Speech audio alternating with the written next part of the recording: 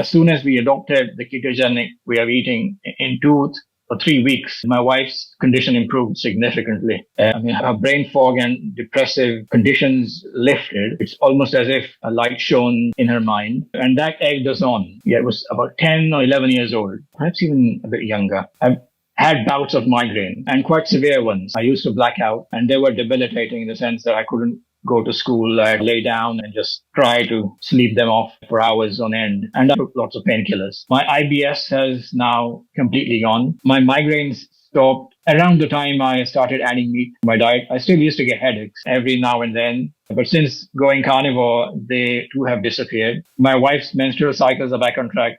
Her acne is completely gone. Her depression has lifted.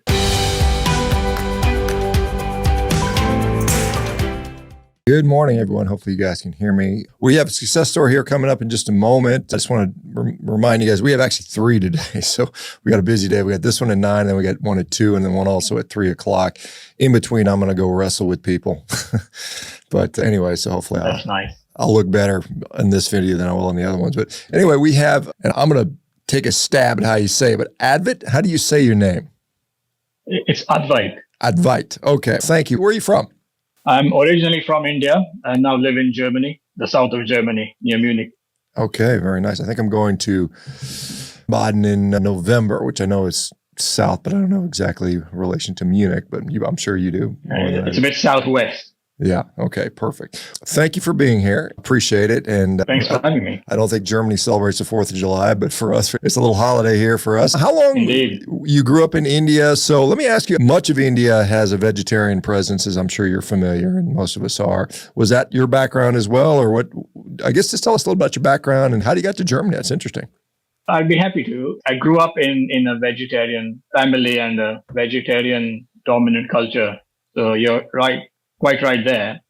Although while Indians predominantly, or most Indians predominantly do eat a vegetarian diet, a lot of them also consume meat on occasion. But it's nowhere near. It doesn't dominate the meal, so to speak. Yeah, I mean, if you look at on the annual basis, it's something like 5 kilos per capita per year, which is 10% of what the U.S. consumes. No, the U.S. consumes about 200 pounds a year, so 100 kilos. So It's not even 1/20th of what we consume here. So it's a very small amount.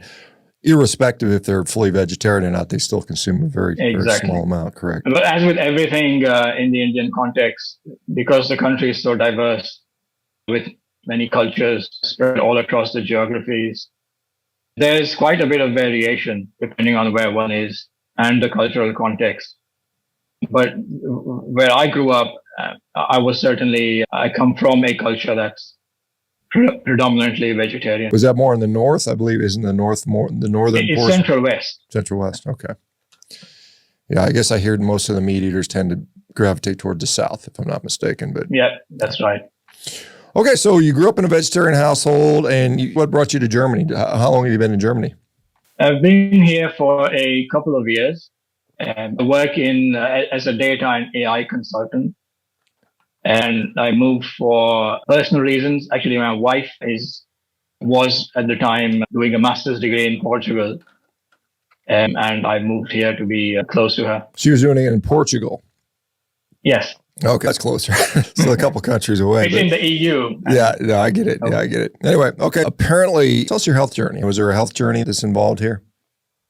Oh, absolutely. And that's the central topic of today's discussion anyway.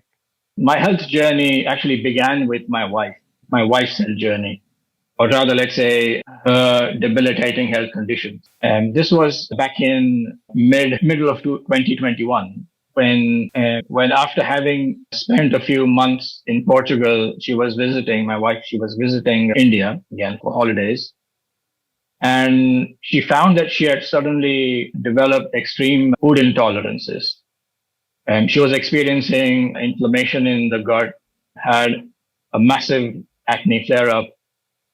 She was also experiencing depressive symptoms.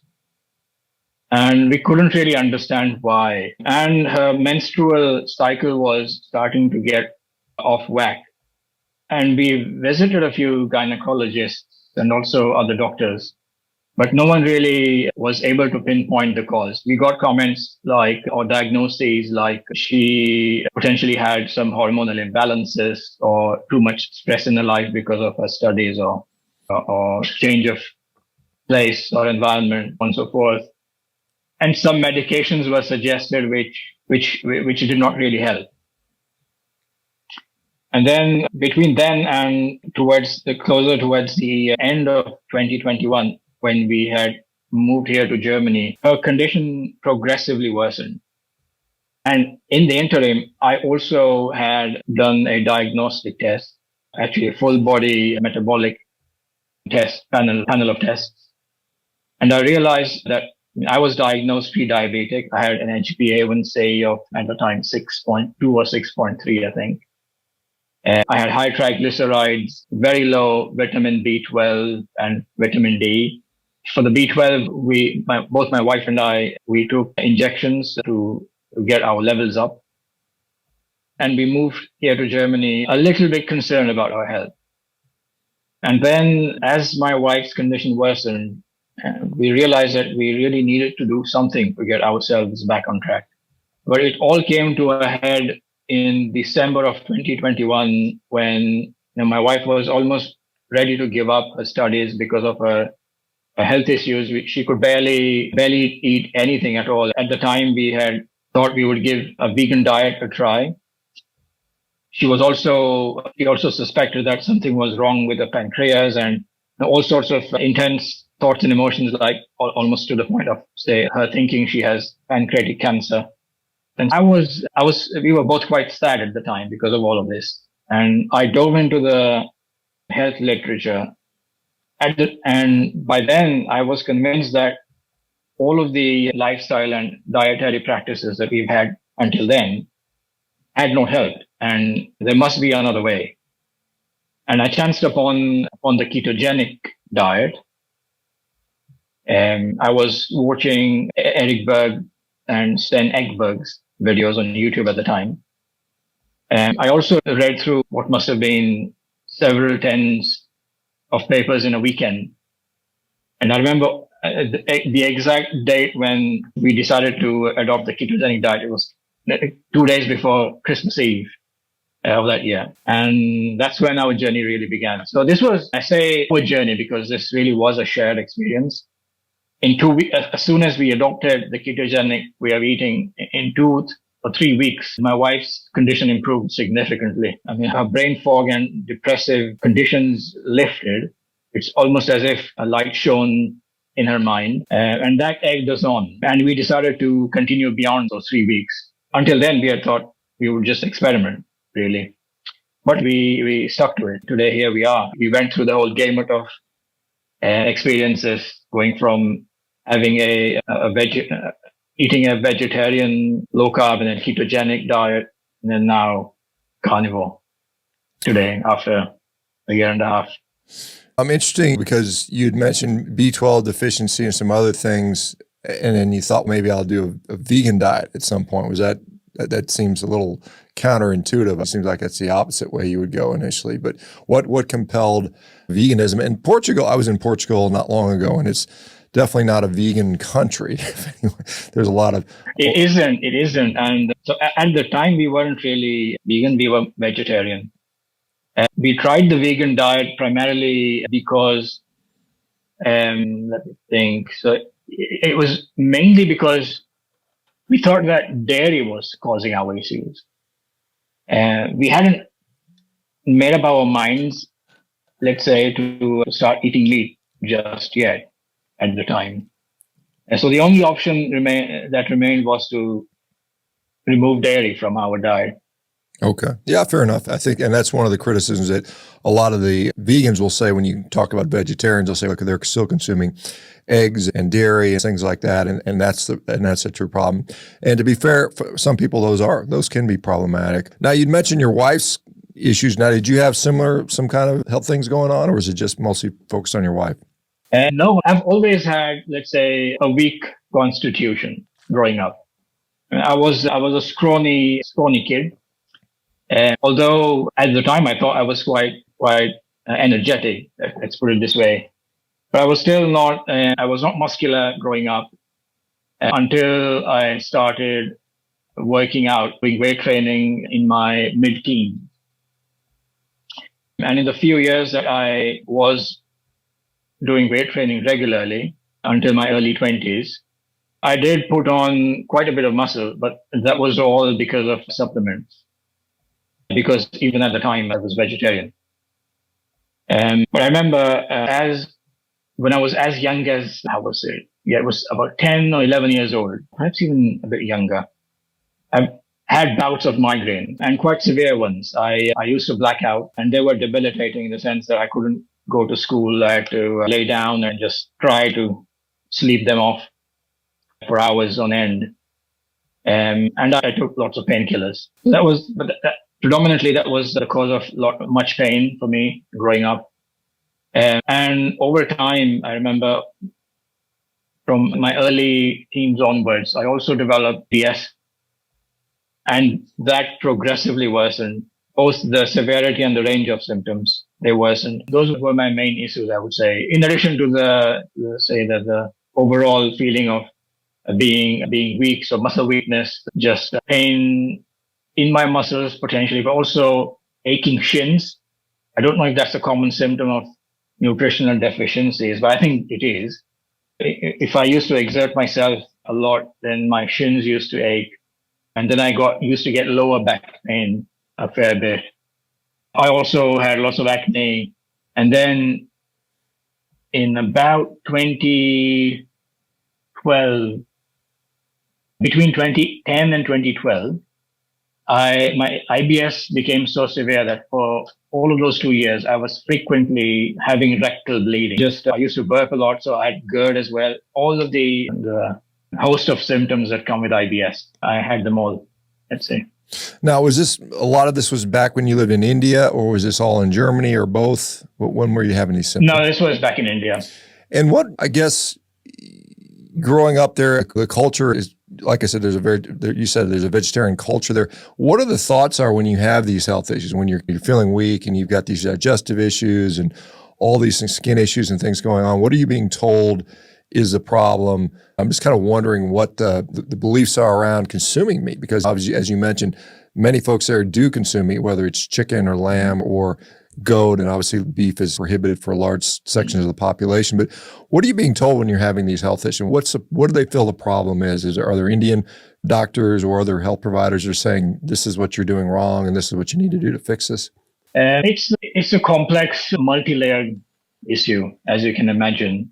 I'll try to address it from an anecdotal point of view, just my own experience.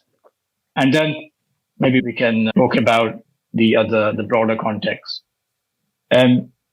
So while my family has always been quite aware of nutrition and diet, none of us we were able to put any thought to why actually was it that I personally, but also many of my family members were facing these issues, and certainly mine were quite severe. But we thought it's probably to do with the environment, and maybe I just wasn't eating enough. So there was a sense that the volume of food intake was not enough. There was also an understanding that potentially nutrition could be the cause, and things like vegetarian sources of protein, as well, like, for example, pulses or legumes, and also dairy, they were added. And we tried all of that back then. But the fundamental problem that none of us was able to put a finger on was the excessive consumption of carbohydrates, which I now have come to understand, and as have my family members. Yeah, I did a review of some of the concerns around nutrition in India, and they found that something like almost 90% of Indians are not getting enough protein, even compared to what the RDA is. And the RDA in the United States, I think, is still quite low. It's 0.8 per kilogram, which I think is the bare minimum. And it didn't matter even among the wealthier, because there's a lot of concerns about poverty, but even among the wealthiest subsection of the country, the protein is still quite low, at least at least from international standards. That's accurate. That's accurate. And I can speak to that because even though we, at the time, my parents, they realized that nutrition was potentially lacking and tried to add sources of protein, there was always a fear that it shouldn't go too high. And no one really knew what that limit even was, and the least of them being me. Although I've always been well read. And as you're aware, back in the 90s when I was growing up, access to information was not as easy as it is today. The sources that I came upon all said that one must have more, higher protein intake to be healthy.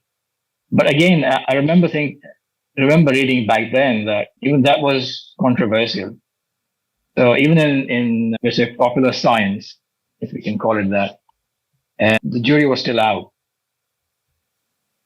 and that confused everybody even more. Yeah, certainly. Growing up, have these issues. Your wife is developing these issues. You're both now away from home in new countries.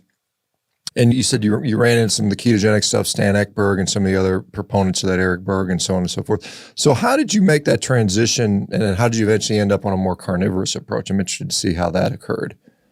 It's been an interesting, exciting, and just a phenomenal learning experience.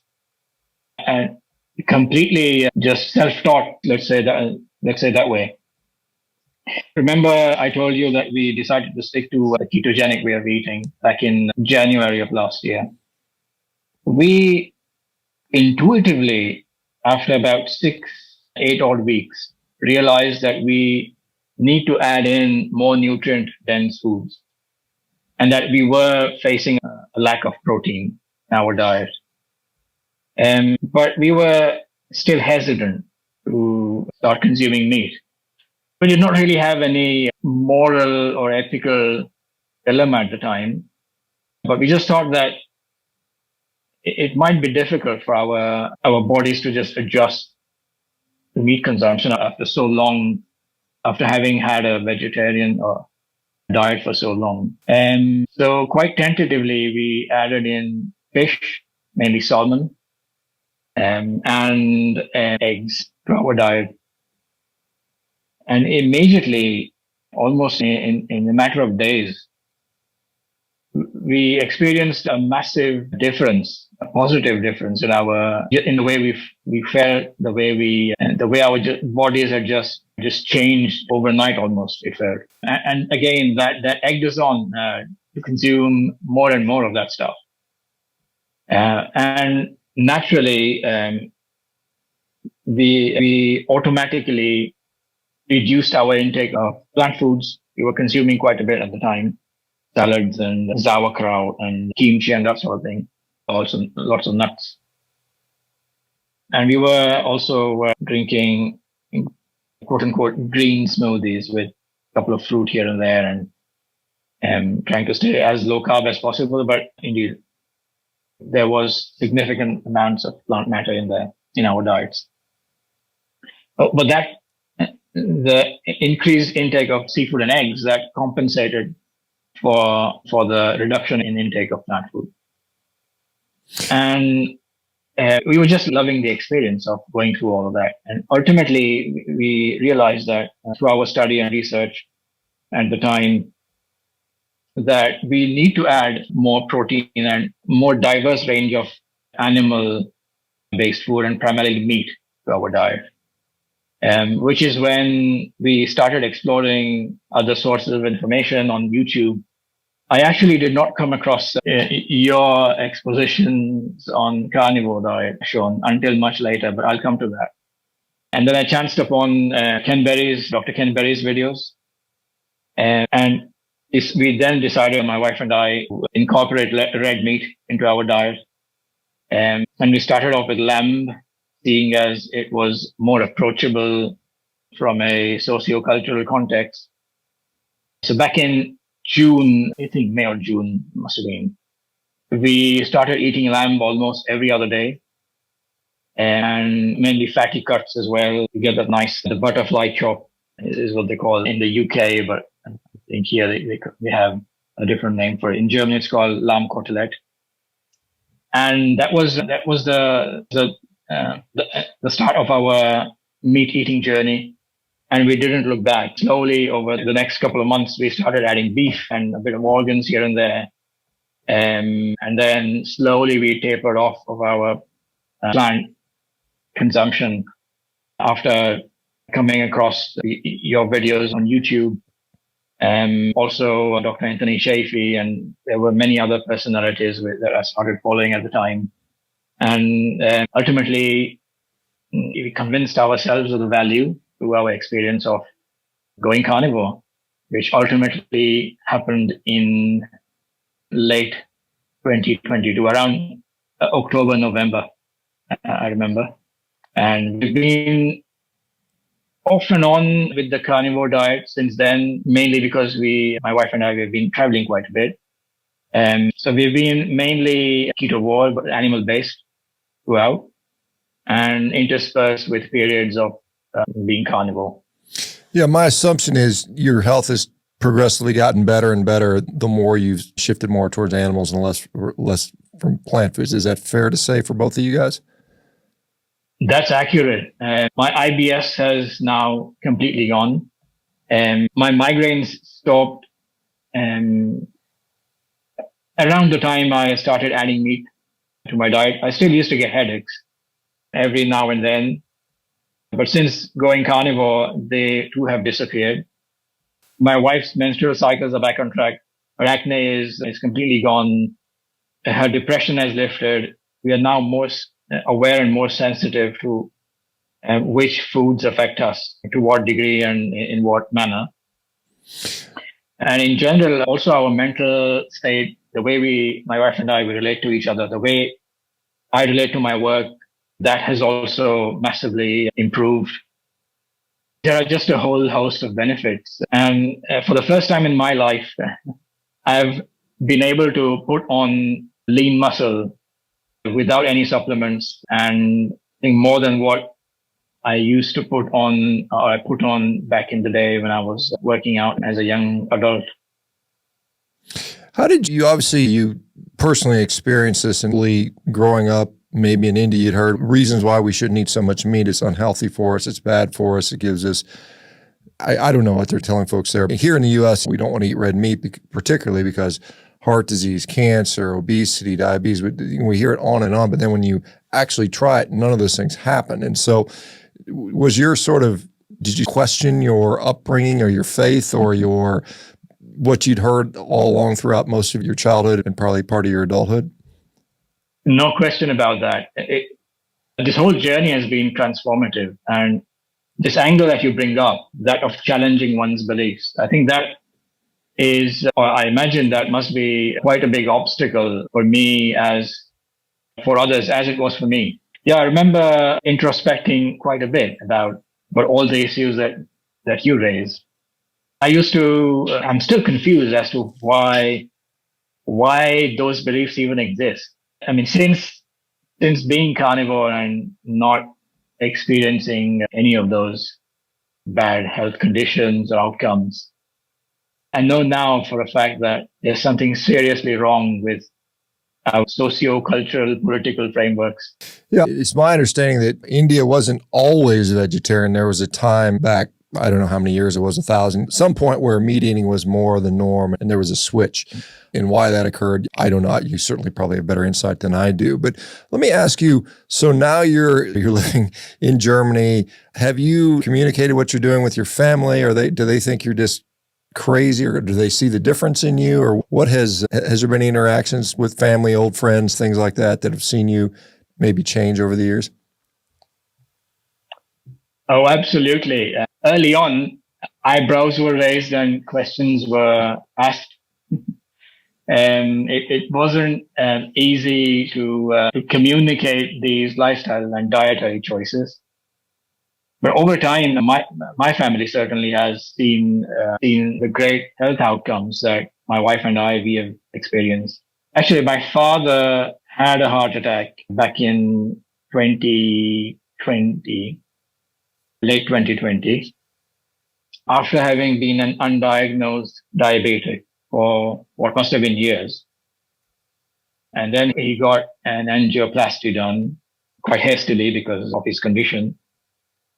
He got 4 stents put in, and he already was quite open to lifestyle changes. This was, of course, quite radical, what I was doing at the time. But it wasn't as if there was complete resistance. And so everyone in my family, as well as me, we have explored meat eating in the past. So it did not come as a complete surprise.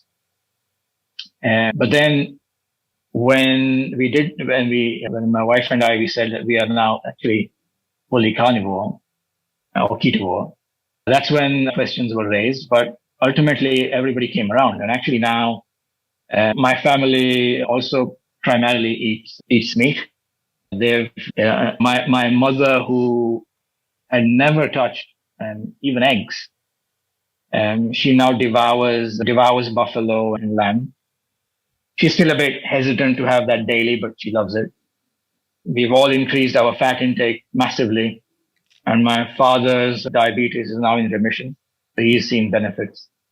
And my sister lives in New Zealand with her husband and 1-year-old baby. She also went carnivore after delivering her son. And she's raising my nephew as a carnivore baby as well. It's been an amazing experience, Shawn. Yeah, it's interesting. I'm particularly pleased to hear your father reversing his diabetes, because it's so common. As you probably know, India has, I think, it's a huge country. They're now the biggest country in the world, 1.4 billion people, but consequently they have the most diabetics in the world as well. And it's a very big problem. And as probably your parents realize more so than you, that the population has changed dramatically over the last 40, 50 years. There's so many people getting sick now with cardiovascular disease and diabetes and the obesity, kind of the subtle obesity where you don't get really big, but you just get metabolically healthy very rapidly with just a little bit of a belly, and all of a sudden you're diabetic. And so the TOFI phenotype, isn't it? Exactly. It's quite common in India. Yeah.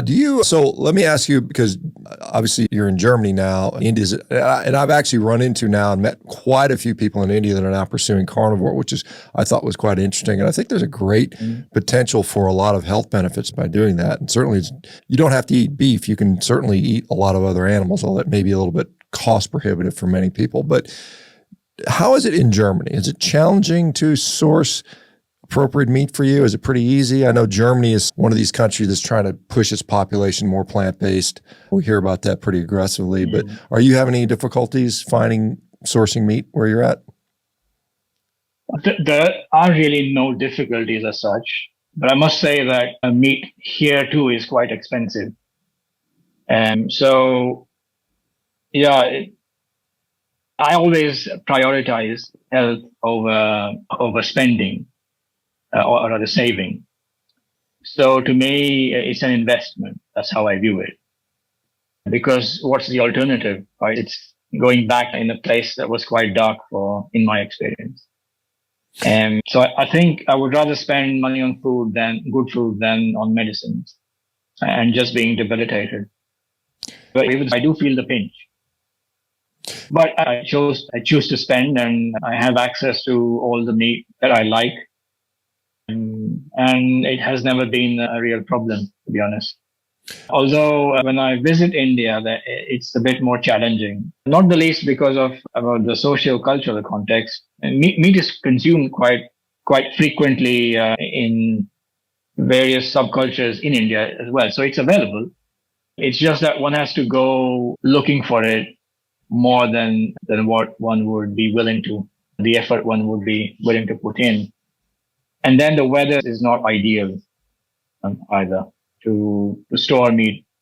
There's a lack of good cold chain infrastructure as well. That's the issue. And then when one is out and about traveling in India, the food is all spicy. And for some reason, over the last several decades, the use of vegetable and seed oils has massively increased. So no matter where one eats, whether it's a cheap roadside eatery or a famous restaurant, you would find seed oils and everything. Yeah, it's something it's cheap and it gets used quite a bit there. And I think it's your point about I'd rather spend the money on quality food than on medication is so important. And I think here in the US, a lot of people have been used to eating cheap food for so long. And it wasn't that long ago where food was a sizable portion of everyone's income. And now we've gotten so spoiled where we can just eat massive amounts of cheap food relatively without that much difficulty. Even among the most poor among us can often afford to get enough calories. It's just the calories are such low quality that they end up with all these non-communicable chronic diseases that accompany that. What do you and or your wife eat on a daily basis now? You said you've been able to put on muscle for the first time and much your life. What are you consuming to allow you to get there? Primarily, we've been eating mainly just ribeye steaks, one or two as we feel, listening to our intuition as to how much we should eat. And then we primarily do OMAD, and there are times when we also do 3-day long water fasts once a month or so. But on a daily basis, I would say it's about 60% would be ribeyes interspersed with some minced beef here and there. The fat we cook in as tallow as well. Just we buy it. I get it unrendered from the butchers and just fry it up in the pan and cook my meat in the rendered tallow. And when we want variety, we might eat chicken with the skin on, a few organs here and there, once a week or so, about 100 grams of liver. And then there's always lamb. It's a bit more expensive to get lamb, so we don't eat it as often. And now we have surprisingly outgrown the taste of lamb.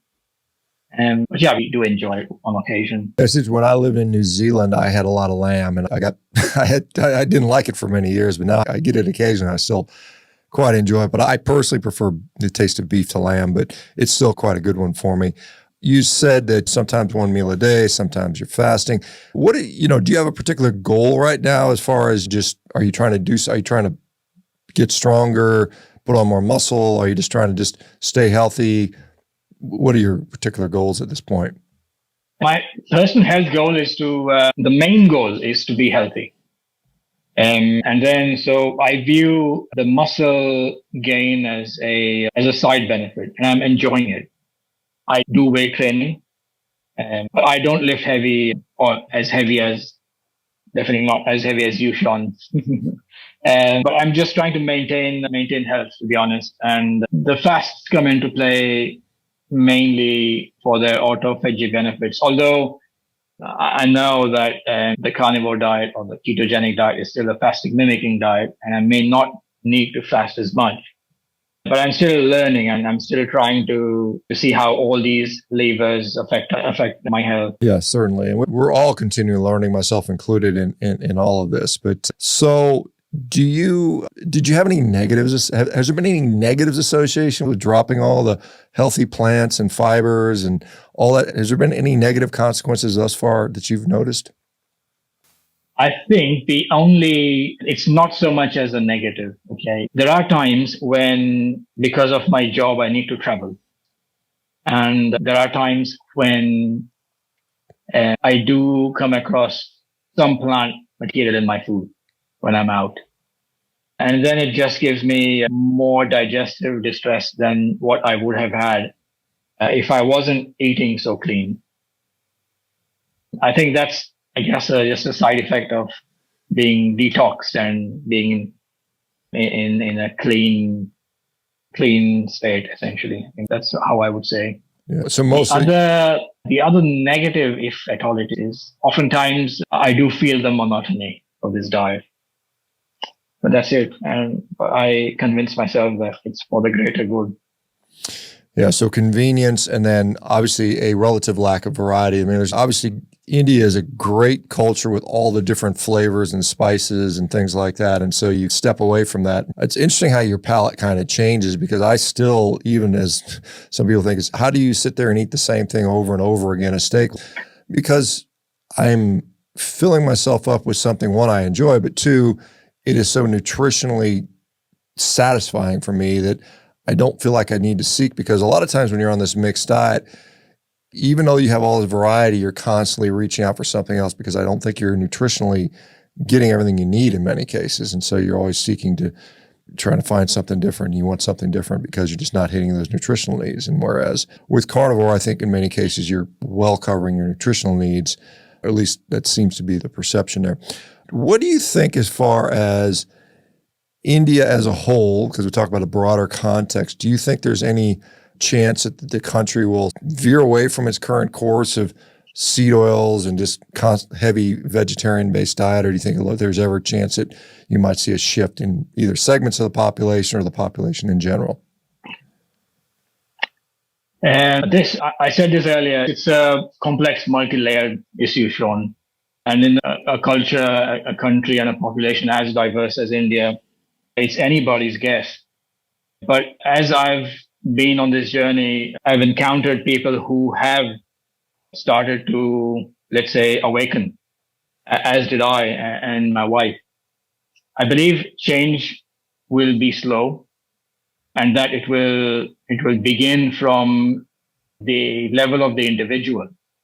When individuals change, and when a network effect gets created, only then I think that's the necessary and sufficient condition for these ideas to reach the scale of the population which India has.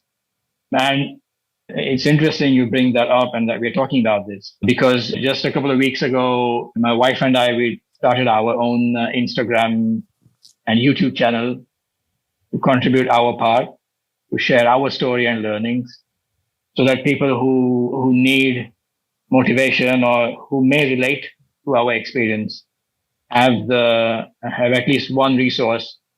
And from there on and we will keep sharing our journey and direct them to those other resources, such as yourself, such as all the other great personalities who are doing their part in getting this message across the world, really. Yeah, and you said you started a social media and Instagram page, I guess. How has that been received? And who is primarily the audience? Is it going to other folks from India, or is it just from everybody, or is it English speaking in general, or who does it go to? It's English speaking. We found that that's the best medium, or that's the best language in which to produce content. We are still relatively new, not relatively, even in absolute terms, we're only 2 weeks old. So we have only a couple of videos out there on Instagram, just one on YouTube. But it's been well received at the moment, mainly in our network of acquaintances and friends, but the channels are open. And we're trying to get the message out there as much as we can. And thank you for doing that. I think this is something that, there's the more people that are sharing what's going on, because we're often told to just listen to the authorities, and sometimes the results aren't as good as they claim. In many cases, they're not, as you've seen. There's something like this. At what point did you realize that this was right? This was the right decision? Was there something that clicked in you that says, wow, this is so much better than what I'd been doing before? You mean adopting this way of eating and lifestyle? Sure. This, or even the ketogenic style, because I know I had an epiphany when I was on a ketogenic diet that for the first time in my life, I wasn't actually hungry all the time. And I thought that was quite unique, that I wasn't because I was always a big guy, ate a lot, constantly eating. And I was like, I'm not really hungry right now, which is weird for me. But did you have anything similar to that? Almost the same, Shawn. All my life, until last year, I believed that one needed to eat a lot and a lot of variety of foods to be healthy or to have enough energy. But that's, as I found, that is completely untrue. Although one needs to eat enough, but that enough varies person to person. And even for the same person, between one day to the next. When there are all these rhythms that I'm now discovering for myself of my own metabolism. And I'm just on this journey of self-discovery, let's put it this way. And I think that totality of experience has been, I would say, was my, let's say, epiphany. It was more than just one event. It has been a series of experiences that have changed me as a person. Yeah, fair enough. And as far as you said, it's a little cost prohibitive in Germany, like it is in many countries and probably in India as well. How about your coworkers among the folks you work with day to day? Do you eat? Do you eat at work sometimes? And do they question what you're doing? Yes, I get lots of questions, but people are mainly curious. They may sometimes make remarks bordering on the a bit of a passive aggressive side, but it's never been offensive. I think it has more to do with ingrained beliefs being challenged and the internal battles that people need to fight to even accept something like this to any extent. And potentially there are aspects like addiction, food addictions, for example, addiction to carbohydrates. And I think, but I've always been compassionate, and I try to, even in real life, talk about everything from my point of view and from an experiential point of view, and I'm never combative. To each his own, isn't it? I think my job is to set an example, and if I can, even consider myself to be worthy of that, but I'm just living my life, Shawn. Do you now, looking back, obviously when all of us make this carnivore journey, it's rather eye-opening for many of us. Do you see, or do you believe that a lot of people, maybe perhaps in India, are suffering from some sort of food addiction, particularly maybe a carbohydrate, sugar-based, processed food-based addiction? Is that something you can clearly see, or is that still something that you think is overblown? It's not been overblown at all. It's very obvious. So the traditional Indian diet across all the subcultures that exist in India, that is dominated by carbohydrates.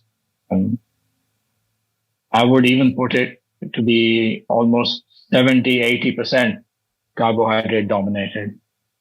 And the problem is that sugar forms a significant proportion of that.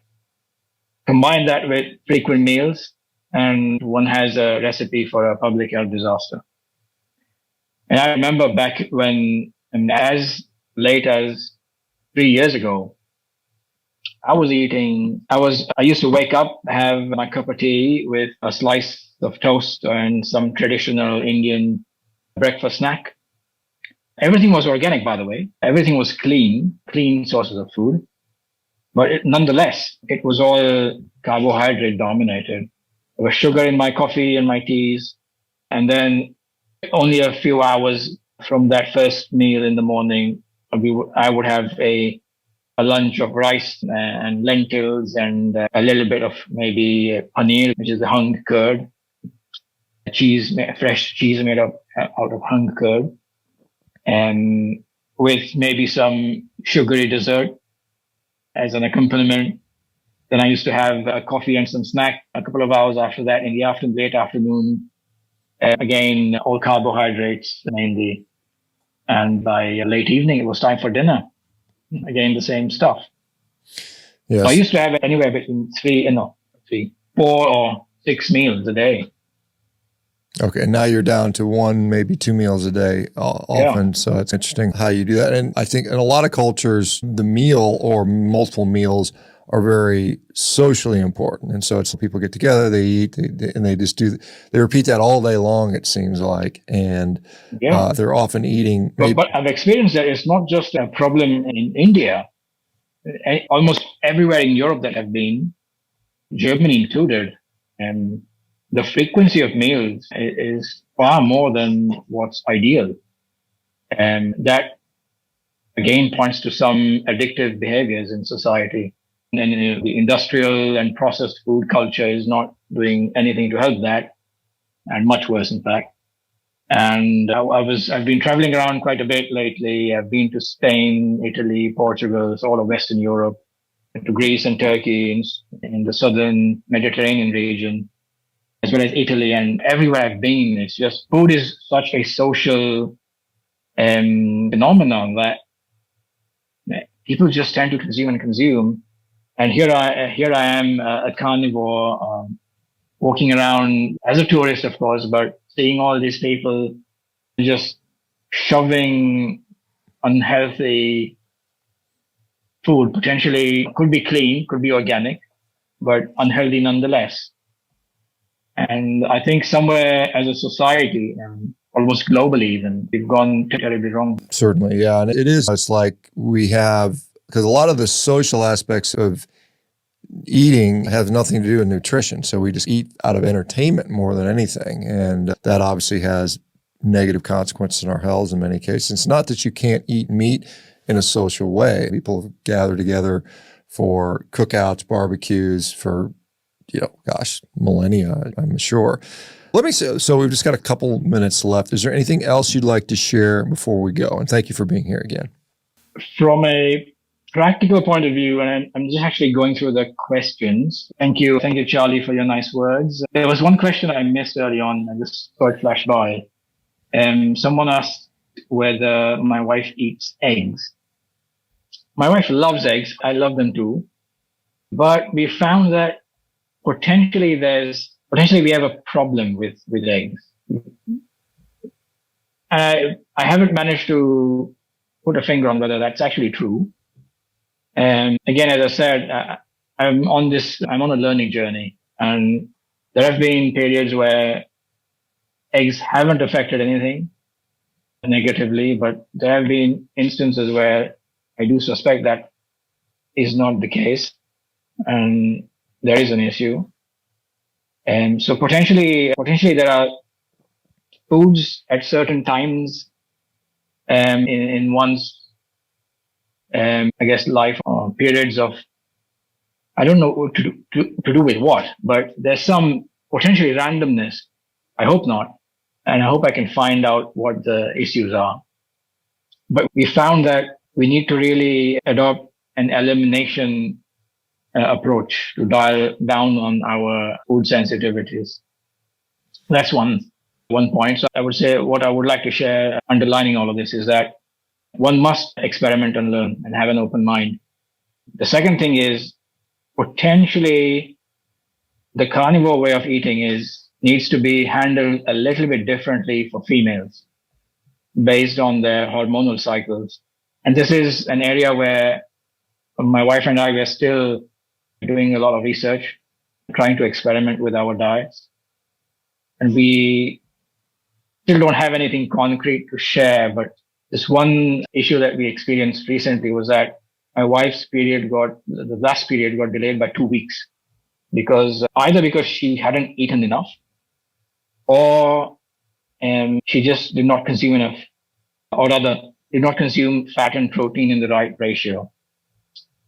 And we aren't really sure. We came upon Dr. Mindy Peltz's videos, and she suggested to add in carbohydrates, a bit of carbohydrates in the last week of the menstrual cycle, 1 week before the expected onset of menstruation. That seemed to help, but it also negatively impacted my wife's mental state, potentially because she still has lots of food addiction issues to work through. I don't know. This time around, we did not do that, and her periods were on time. But we've been controlling our intake much more this time around. So again, what I can say is that this is a journey. This is a journey of exploration and learning. It is for us all. Thank you once again. And thanks for everybody else for being here. Remember, there's 2 more of these today if you guys are up for it, 2 o'clock and 3 o'clock Pacific time. Advait, thank you so much. You guys, I appreciate everybody. You guys have a happy 4th of July if I don't see you. Thanks, everybody. Bye-bye now.